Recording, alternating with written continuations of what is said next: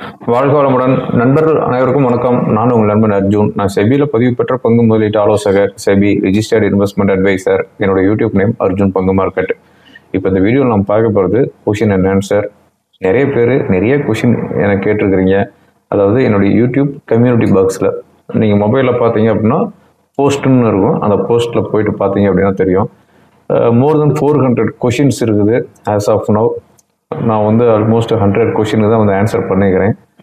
So every week நான் வந்து கொஷினுக்கு வந்து ஆன்சர் பண்ணிட்டு வரேன். உங்களுக்கு எதாவது டவுட்ஸ் இருந்துச்சு அப்படின்னா அந்த போஸ்ட்டில் போயிட்டு நீங்கள் வந்து கொஷின் ரைஸ் பண்ணுங்கள், நான் வந்து ரிப்ளை பண்ணுறேன். ஓகேங்களா?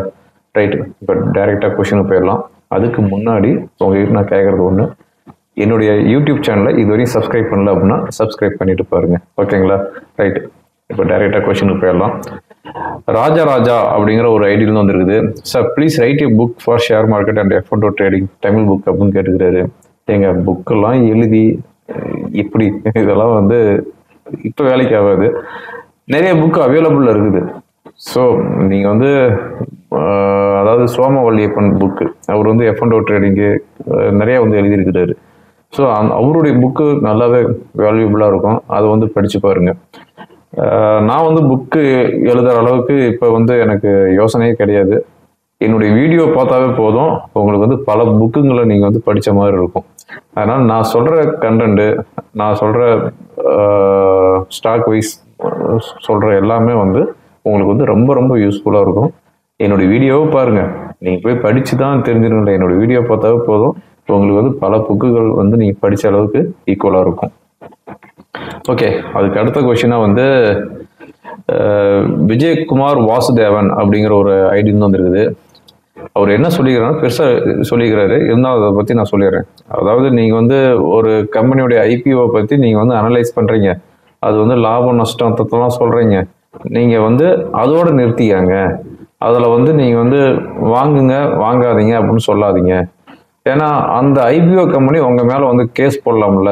எப்படி எங்களுடைய ஐபிஓ நீங்கள் வந்து வாங்க வேண்டாம்னு சொல்கிறீங்க அப்படின்னு உங்கள் மேலே வந்து நடவடிக்கை எடுக்க மாட்டாங்களா, ஆக்ஷன் எடுக்க மாட்டாங்களா அப்படின்னு கேட்டிருக்கிறாரு. நல்லா புரிஞ்சுக்காங்க, நான் வந்து செபி ரிஜிஸ்டர்ட் இன்வெஸ்ட்மெண்ட் அட்வைசர். நான் வந்து ஒரு கம்பெனி வந்து அனலைஸ் பண்ணலாம், அந்த கம்பெனி வந்து வாங்குங்க வாங்க வேண்டாம் அப்படின்னு நான் வந்து சொல்லலாம். இதை பற்றி அந்த கம்பெனியோ இல்லை வேறு யாரும் என் மேலே வந்து ஆக்ஷன் எடுக்க முடியாது. ஓகேங்களா? அது மட்டும் இல்லாமல் நான் வந்து ஃபீஸ் வாங்கிட்டு அவங்ககிட்ட வந்து நான் சர்வீஸும் கொடுக்கலாம். ஓகேங்களா? இதனால் வந்து என் மேலே வந்து எந்த ஒரு ஆக்ஷனும் எடுக்க முடியாது. அட் த சேம் டைம் ஏதாவது அதர் யூடியூபர்ஸ்லாம் இருக்கிறாங்க பார்த்தீங்களா, அவங்களும் வந்து சம் கம்பெனி வந்து அனலைஸ் பண்ணலாம். அதாவது நிறையா யூடியூப்லாம் பார்த்துருப்பீங்க, ஒவ்வொருத்தரும் ஒவ்வொரு கம்பெனியை பற்றி அனலைஸ் பண்ணி இதில் வந்து இன்வெஸ்ட்மெண்ட் பண்ணலாம் பண்ண வேணாம் அப்படின்னு நிறைய பேர் சொல்லிட்டு இருப்பாங்க. பட் அவங்க மேலேயும் வந்து ஆக்ஷன் எடுக்க முடியாது. அவங்க மேலேயும் வந்து செபியோ இல்லை அந்த கம்பெனி சம்மந்தப்பட்டவங்களோ வந்து ஆக்ஷன் எடுக்க முடியாது. பட் எப்போ வந்து ஆக்ஷன் எடுப்பாங்க அப்படின்னா, ஃபார் எக்ஸாம்பிள் நீங்கள் ஒரு யூடியூப் சேனலை பார்க்குறீங்க, அவங்க வந்து ரெக்கமெண்டேஷன் கொடுக்குறாங்க உங்களுக்கு. நீங்கள் வந்து அந்த யூடியூப் சேனலுக்கு வந்து அமௌண்ட் பே பண்ணியிருக்கிறீங்க அப்படின்னா, நீங்கள் அதாவது அமௌண்ட் பே பண்ணவங்க கம்ப்ளைண்ட் கொடுத்தா மட்டும்தான் வந்து ரிஜிஸ்டர் பண்ணுவாங்க. அதை மட்டும்தான் வந்து கம்ப்ளைண்ட் வந்து எடுத்து ஆக்ஷன் எடுப்பாங்க. ஓகேங்களா? இல்லை நான் ஒரு யூடியூப் பார்த்தேன், அதில் வந்து ஒருத்தர் வந்து இப்படி சொன்னார், அதை அவரை நம்பி நான் வந்து இதில் பணத்தை போட்டேன், இப்போ வந்து இறங்கி போச்சு அப்படின்னா, அவரு சொல்கிறாரு உனக்கு எங்கே போச்சு அப்படின்னு தான் கேள்வி கேட்பாங்க. ஆனால் நான் அவர்கிட்ட வந்து பணம் கட்டியிருக்கிறேன், நான் பணம் கட்டினதுனால அவர் எனக்கு சொன்னார், நான் வாங்கி அதனால் இந்த மாதிரி வந்து லாக் ஆகிட்டேன் அப்படின்னு சொன்னால் அவங்க மேலே வந்து ஆக்ஷன் எடுப்பாங்க. செபியோ இல்லை வேறு கிரைம் பிரான்ச்சோ வந்து ஆக்ஷன் எடுப்பாங்க. பட் ரிஜிஸ்டர்டு பர்சன் மேலே ஆக்ஷன் எடுக்க முடியாது அப்படிங்கிறத நான் உங்ககிட்ட வந்து தெளிவாக சொல்லிக்கிறேன். ஓகேங்களா? ஏன்னா ரிஜிஸ்டர்டு பர்சன் அப்படின்னா செபி வந்து எனக்கு சர்டிஃபிகேட் வந்து அந்த வாங்கிக்க அப்படின்னு சொல்லிட்டு எனக்கு வந்து சர்டிஃபிகேட் எடுத்து கொடுக்கல. என்னுடைய எஜுகேஷன் குவாலிஃபிகேஷன், என்னுடைய எக்ஸ்பீரியன்ஸு, இது எல்லாமே வந்து அவங்க அனலைஸ் பண்ணி அதுக்கப்புறம் தான் எனக்கு வந்து சர்டிஃபிகேட் கொடுத்துருக்குறாங்க. 2018 வாங்கியிருக்கிறேன். இப்போ வந்து ஆல்மோஸ்ட் 7 இயர்ஸ் கம்ப்ளீட் ஆகி 8th இயர்ஸில் வந்து போயிட்டுருக்கிறேன். அதனால் வந்து இதுதான் வந்து ப்ரொசீஜர். ஓகேங்களா? ஓகே, அதுக்கு அடுத்த கொஷின் வந்து சத்யராஜ் அப்படிங்கிற ஒரு ஐடியில் வந்துருக்குது. இந்தியா பாகிஸ்தான் போர் இப்போது ஒரு வார செய்தி. அதாவது இந்த வீடியோ, அதாவது இந்த கொஷின் எப்போ ரைஸ் பண்ணிக்கிறான்னா 1 month பேக் எடுத்துக்கிறாரு. அதனால டிஃபென்ஸ் ஸ்டாக்லாம் ஏறிட்டு இருக்குது அப்படின்னு சொல்லிக்கிறாரு. கண்டிப்பாக டிஃபென்ஸ் ஸ்டாக்லாம் வந்து ஏகப்பட்ட ரேலி, மெயினாக வந்து ஹெச்ஐஎல், அஷாகான், ஜிஆர்எஸ்சி, பாரஸ் டிஃபென்ஸு, இதெல்லாமே வந்து நல்ல ரேலி. இப்போ ரீசெண்டாக வந்து ஹெச்டிஎஃப்சிஎல்னு நினைக்கிறேன் டிஃபென்ஸ் ஃபண்ட் வந்துச்சு. அது வந்து இன்னைக்கு வந்து 10 ரூபாயில் ஓப்பன் பண்ண என்ஏவி இன்னைக்கு வந்து 14 rupees அரௌண்ட் இருக்குது. ஸோ 40% ரிட்டர்ன் வந்துருக்குது அந்த டிஃபென்ஸ் ஃபண்டு. ஸோ அதான் இந்த ஜியோபொலிட்டிக்கல் டென்ஷன் வந்துச்சு அப்படின்னா டிஃபென்ஸ் ஸ்டாக் வந்து கையில் பிடிக்க முடியாது. ஓகே, அதுக்கடுத்த வந்து சத்யராஜ் சிவா அவரே தான் இன்னொரு கேள்வி கேட்டுக்கிறாரு. தனேஜா ஏரோஸ்பேஸ் ஏவியேஷன் பற்றி சொல்லுங்க அப்படின்னு சொல்லிக்கிறாரு. அப்பர் சர்க்கியூட்லேயே போயிட்டு இருக்குதுன்னு. பட் அதனுடைய சார்ட்டை போய் பார்த்தேன், பட் ஒன்றும் விளங்கலை எனக்கு. அதனால அது வந்து கொஷனுக்கு ஆன்சர் பண்ண நான் விரும்பலை. நெக்ஸ்ட் கொஷின் வந்து உதயகுமார் அப்படிங்கிற ஒருத்தர் கேட்டுக்கிறாரு. Sir I'm railway employee, but அவரோட வயசு வந்து என்னங்கிறது மென்ஷன் பண்ணல. நேஷனல் பென்ஷன் ஸ்கீமில் வந்து யூடிஐ, எஸ்பிஐ, எல்ஐசியில் ஈச் 33% அரௌண்ட் வந்து இன்வெஸ்ட்மெண்ட் பண்ணிக்கிறாரு. இதை வந்து நான் ஹெச்டிஎஃப்சி, ஐசிஐசிஐக்கு பிஎஃப்எம் ஃபண்டுக்கு மாற்றட்டுமா அப்படின்னு கேட்டுக்கிறாரு. மாடரேட் அண்ட் கன்சர்வேட்டிவ் அப்படின்னு சொல்லிக்கிறாரு. பட் அவரோட ஏஜ் என்னங்கிறது தெரியல. இன்கேஸ் அவர் வந்து ஒரு 45 ஏஜுக்கு மேலே இருக்கிறாரு அப்படின்னா உங்களுக்கு வந்து கன்சர்வேட்டிவ் ட்ரேடர் தான் நீங்கள். ஸோ அதில் வந்து இன்வெஸ்ட்மெண்ட் பண்ணலாம். இல்லை ஏஜ் ரொம்ப குறைவாக இருக்குது, ஒரு 30 ஏஜ்லேருந்து 35 ஏஜ் அப்படின்னா நீங்கள் வந்து கொஞ்சம் ரிஸ்க் இருக்கிற ஃபண்டில் வந்து இன்வெஸ்ட்மெண்ட் பண்ணலாம், மியூச்சுவல் ஃபண்டில் வந்து இன்வெஸ்ட்மெண்ட் பண்ணலாம். பட் அவர் ஏஜ் என்னங்கிறது தெரிஞ்சால் தான், அது மட்டும் இல்லாமல் அவங்களுடைய ஃபேமிலி டீட்டெயில்ஸ் என்னங்கிறது தெரிஞ்சால் தான் இதுக்கு வந்து நான் வந்து கிளியராக வந்து ஆன்சர் பண்ண முடியும். ஓகேங்களா? ஏப்பா அந்த சத்யராஜ் சிவா என்ன வரிசையாக கொஷின் ரைஸ் பண்ணி வச்சிருக்கிறீங்க? அடுத்த கொஷின் கேட்டுக்கிறாரு. பியூ ரேஷியை பற்றி சொல்லுங்க, புல்லிஷ் மார்க்கெட்டா பேரிஷ் மார்க்கெட்டா அப்படின்னு சொல்லுங்க அப்படின்னு கேட்டுக்கிறாரு. அதாவது பிஇ ரேஷியோங்கிறது என்னது? அதாவது அந்த கம்பெனியோடைய current market price divided by EPS, அதாவது ஏர்னிங்ஸ் பெர் ஷேர் போட்டிங்க அப்படின்னா பிஇ ரேஷியோ உங்களுக்கு வந்து தெரிஞ்சிடும். சரி, இபிஎஸ் எப்படி கண்டுபிடிக்கிறது அப்படின்னு தானே கேட்குறீங்க? Earnings per share. Earnings per share நீங்கள் கண்டுபிடிக்கணும் அப்படின்னா அந்த கம்பெனியோடைய net profit divided by number of outstanding contract, number of outstanding shares, இதை வந்து நீங்கள் டிவைட் பண்ணீங்க அப்படின்னா இபிஎஸ் என்னங்கிறது கிடைக்கும். இபிஎஸ் தெரிஞ்சால் தான் நீங்கள் வந்து பிஇ ரேஷியோ வந்து கண்டுபிடிக்க முடியும். Current market price divided by EPS போட்டு. ஸோ அதாவது நீங்கள் அந்தளவுக்கு வந்து ரொம்பவும் டீப்பாலாம் போக வேணாம். நீங்கள் ஸ்க்ரீனர் வெப்சைட்டில் போனாவே தெரிஞ்சிடும். ஒவ்வொரு ஸ்டாக்கும் இபிஎஸ் என்ன இருக்குது, பிஇ என்னங்கிறது எல்லாமே போட்டுருவாங்க.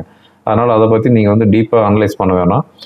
மார்க்கெட்டு புல்லிஸா பேரிஸா அப்படிங்கிறது என்னுடைய வீடியோ வந்து கண்டினியூவாக பார்த்தாவே போதும். நான் அதுலேயே நான் வந்து மார்க்கெட் புல்லிஸில் இருக்கா பேரிஸில் இருக்கதான் சொல்லியிருக்கேன். ரீசெண்டாக வந்து மார்க்கெட் புல்லிஸ்க்கு நான் சேஞ்ச் ஆனது 23,000 புல்லிஸுக்கு நான் வந்து சேஞ்ச் ஆனேன். 23,000 இப்போ வந்து நியர்பை 25,000 இருக்குது. ஸோ 2,000 பாயிண்ட்ஸ் கெயினில் தான் இருக்குது. இப்போ என்னுடைய பேரிஸ் சிக்னல் எங்கே இருக்குது அப்படின்னா 24,000 இருக்குது. 24,000 கீழே க்ளோஸ் ஆனால் மட்டும்தான் நான் வந்து அகைன் வந்து நான் வந்து பேரிஸ். ஓகேங்களா? அன்டில் தென் நான் வந்து புல்லிஸில் தான் இருக்கிறேன். ஓகே, அதுக்கடுத்து வந்து ஜெகதீசன் அப்படிங்கிற ஒரு ஐடி வந்துருக்குது. யூஎஸ் இடிஎஃப் ஃபண்டில் இன்வெஸ்ட்மெண்ட் பண்ணலாம்னு உங்களோட கருத்து என்ன அப்படின்னு கேட்டுக்கிறாரு. யூஎஸ் ஃபண்டில் பண்ணலாம். நீங்கள் வந்து ஃபுல் அமௌண்ட்டும் வந்து யூஎஸில் பண்ண வேணாம். இப்போ நீங்கள் எவ்வளோ இன்வெஸ்ட்மெண்ட் பண்ணணும்னு நினைக்கிறீங்களோ அதில் வந்து ஒரு 25% to 40% யூஎஸில் பண்ணுங்கள். மீதி இருக்கிறது இந்தியாவில் இருக்கிற ஃபண்டே வந்து பெர்ஃபார்மன்ஸ் சூப்பராக இருக்குது, அதில் வந்து இன்வெஸ்ட்மெண்ட் பண்ணுங்கள். ஓகேங்களா? ஓகே, ஃபன் அப்படிங்கிற ஒரு ஐடி வந்துருக்குது. அதாவது ஏன்னா அவர் பேர் வந்து முகமது, பெரம்பலூர் மாவட்டத்திலிருந்து கேள்வி கேட்டுக்கிறாரு. எஃப்ஐ என்பது யார்? தனிநபரா அல்லது குழுவாக செயல்படுகிறார்களா? இந்தியாவில் உள்ள மியூச்சுவல் ஃபண்டு போல் இங்குள்ள மியூச்சுவல் ஃபண்டு வெளிநாட்டில் உள்ளதா அப்படின்னு கேட்டுக்கிறாரு. நல்ல கொஸ்டின் கேட்டுக்கிறாரு. அதாவது எஃப்ஐ அப்படிங்கிறது வந்து ஃபாரின் இன்ஸ்டிடியூஷனல் இன்வெஸ்டர்ஸுங்கிறது ஒரு நபர்லாம் கிடையாது, அதெல்லாம் வந்து பல குழுக்கள் இருக்கிறாங்க. அதாவது ஒவ்வொரு ஃபண்ட் ஹவுஸ் இருக்கிறாங்க பார்த்தீங்களா, கிரெடிட் ரேட்டிங் ஏஜென்சி அவங்க இருக்கிறாங்க. அதுக்கப்புறமா வந்து ஒவ்வொரு அதாவது இப்போ உங்களுக்கு நல்லா தெரிஞ்சிருக்குன்னு நினைக்கிறேன், ஜிக்யூஜி அப்படிங்கிற ஒரு ஃபண்டு, ஆஸ்திரேலியா ஃபண்டு, அவங்க வந்து இன்னும் யூஏஇலையும் வந்து பிரான்ச்சஸ் எல்லாம் வச்சுருக்குறாங்க. அதுக்கப்புறமா வந்து Singapore fund, Canada fund, so ஏகப்பட்ட ஃபண்ட் ஹவுஸ் இருக்குது. வெளிநாட்டில் இருக்கிற ஃபண்ட் ஹவுஸ் இந்தியாலையும் இன்வெஸ்ட்மெண்ட் பண்ணுறாங்க.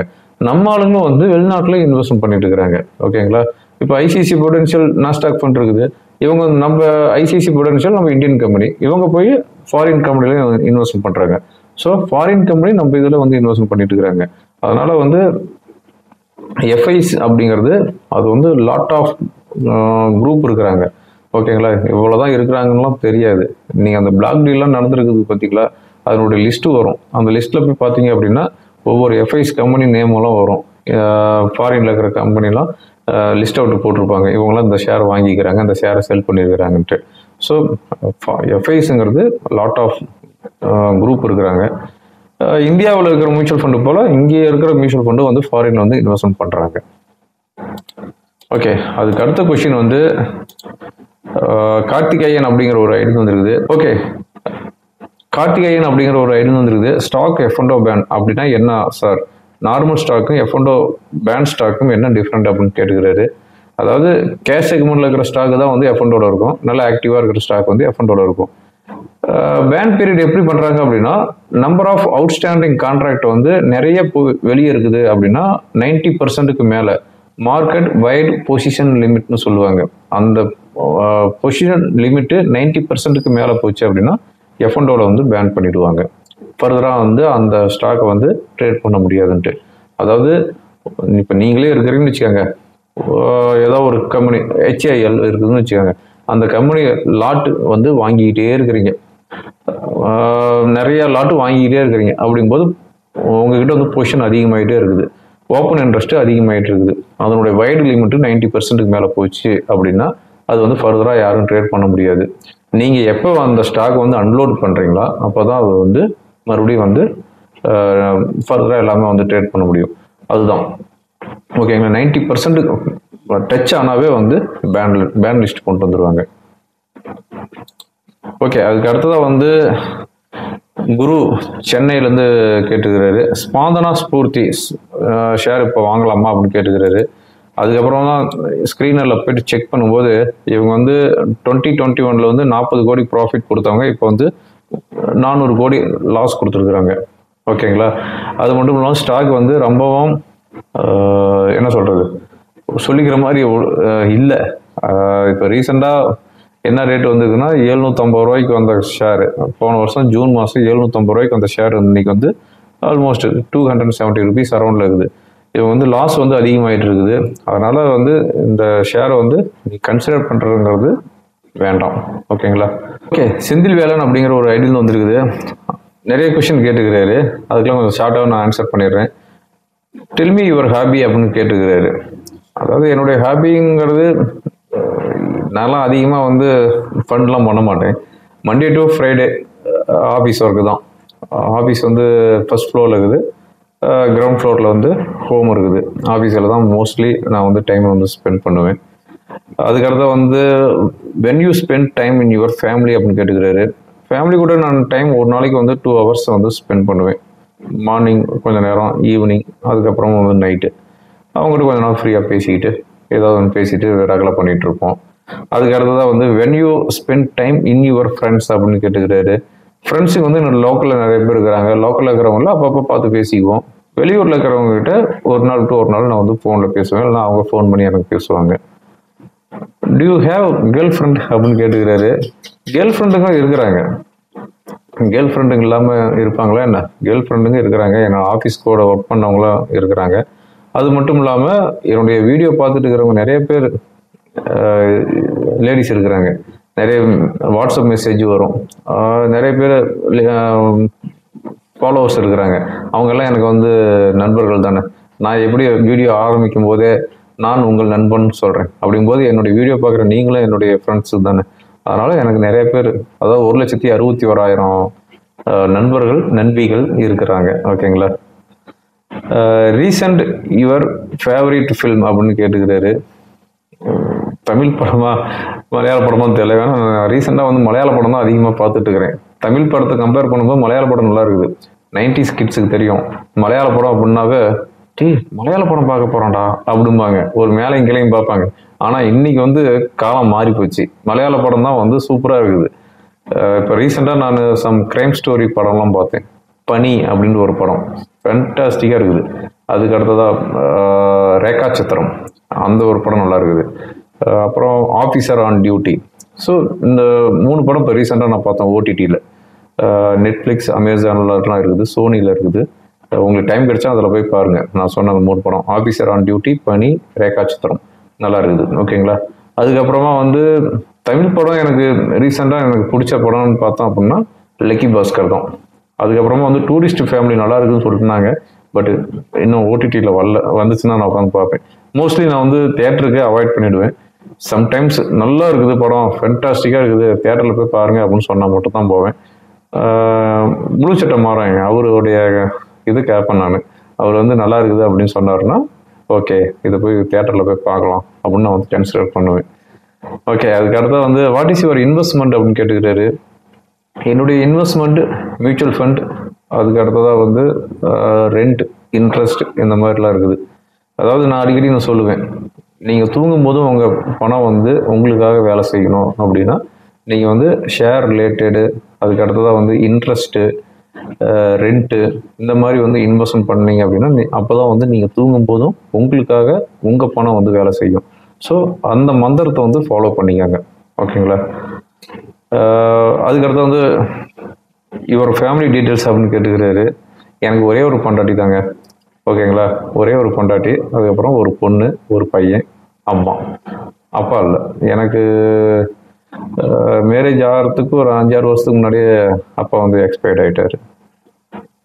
ஓகே, அதுக்கு அடுத்ததாக வந்து what you want to tell your followers அப்படின்னு கேட்டுக்கிறாரு. உங்களுடைய ஃபாலோவர்ஸ்க்கு நீங்கள் வந்து என்ன சொல்ல விரும்புகிறீங்க அப்படின்னு கேட்டுக்கிறாரு. வாழ்க்கை வாழ்வதற்கு எந்த ஒரு பிரச்சனையாக இருந்தாலும் அதை மண்டையில் போட்டு ரொம்ப குழப்பிக்கிட்டு இருக்காருங்க. நான் வந்து இப்போ ரீசெண்டாக ஒரு ஆல்மோஸ்ட் 1 இயர் ஆக போகுது, ஒரு பெரிய இன்சிடென்ட்லேருந்து நான் வெளியே வந்தேன். அந்த இன்சிடென்ட்லேருந்து வெளியே வந்ததுக்கப்புறம் தான் வாழ்க்கை அப்படிங்கிறது என்ன அப்படிங்கிறது எனக்கு வந்து முழுசாக புரிஞ்சிச்சு. முடிஞ்ச அளவுக்கு நீங்கள் வந்து ஃபுட்டில் வந்து கான்சன்ட்ரேட் பண்ணுங்கள், எக்ஸசைஸ் பண்ணுங்கள். இப்போ நீங்கள் வந்து ஒர்க் அவுட் பண்ணி ஒரு உடற்பயிற்சி பண்ணி உங்கள் உடம்பை வந்து நீங்கள் நல்லா வச்சுருந்தீங்க அப்படின்னா ஃப்யூச்சரில் உங்கள் உடம்பு உங்களை நல்லா வச்சுருக்கும். ஓகேங்களா. நம்ம என்ன தான் வந்து சம்பாரிச்சு வச்சுருந்தாலும், காரு, பங்களா, பணம், நகை, அது இதுன்னு நிறைய வச்சுருந்தாலும் உடம்பு சரியில்லாமல் போச்சு அப்படின்னா அது எல்லாமே வந்து கால் தூசுக்கு கூட சமம் கிடையாது. அதை பற்றி எந்த ஒரு சிந்தனையுமே வராது. உடல் நலம் மட்டும்தான் நமக்கு வந்து முக்கியம். அதனால் உடல் நலத்தை ரொம்ப ரொம்ப கேர்ஃபுல்லாக பார்த்துக்காங்க.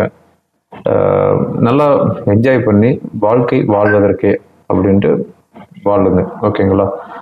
மனசை போட்டு ரொம்ப ஸ்ட்ரெஸ்ஸு போட்டு ரொம்ப குழப்பிக்காதீங்க. அதுதான் நான் உங்ககிட்ட சொல்ல விரும்புது. ஓகேங்களா. ஓகே ஃப்ரெண்ட்ஸ், மெனி கொஸ்டின் நான் வந்து ஆன்சர் பண்ணிட்டேன். நான் கொடுத்த ஆன்சர்லாம் உங்களுக்கு யூஸ்ஃபுல்லாக இருக்குன்னு நினைக்கிறேன். யூஸ்ஃபுல்லாக இருந்துச்சு அப்படின்னா ஃப்ரெண்டுங்களுக்கு ஃபார்வர்ட் பண்ணுங்கள். தேங்க்யூ ஃபார் வாட்சிங். வாழ்க வளமுடன்.